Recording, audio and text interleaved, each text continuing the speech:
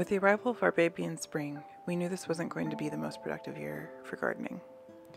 So instead of pushing hard on new projects and creating a bunch of work for ourselves, we decided to just enhance and enjoy the parts of our garden that we've already established.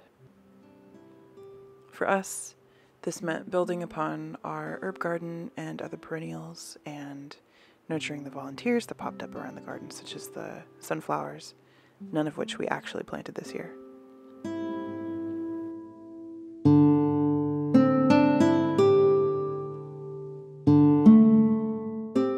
One of the fun things we did was set up a garden box just for my daughter.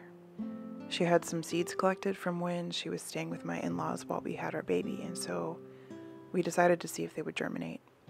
She planted carrots, dwarf sunflowers, and corn in her little box, and they all came up.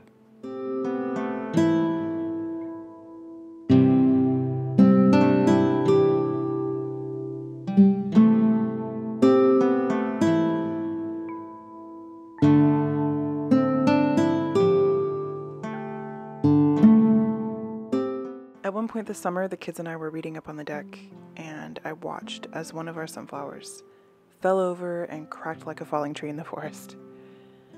My oldest and I decided to harvest all the flowers on that plant so we could make bouquets.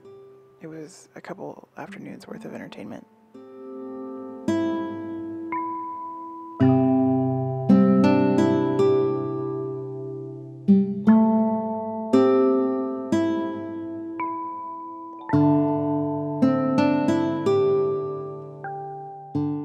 Despite the mild weather this summer, we decided to try planting another round of lettuces, beets, and herbs for the fall.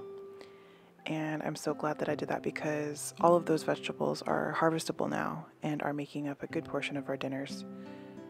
This is the first year that we've attempted to plant for fall, probably because it's the first year that we have really relied on our garden for food like this.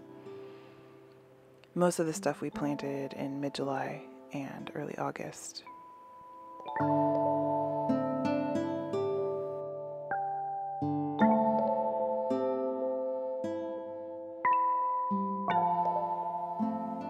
Even with a humble garden season and low productivity, there is still much to do in the way of harvesting and preserving food. Mostly, we've been eating our harvest this year, but what we haven't been eating, I've been drying and drawing up, pickling and fermenting.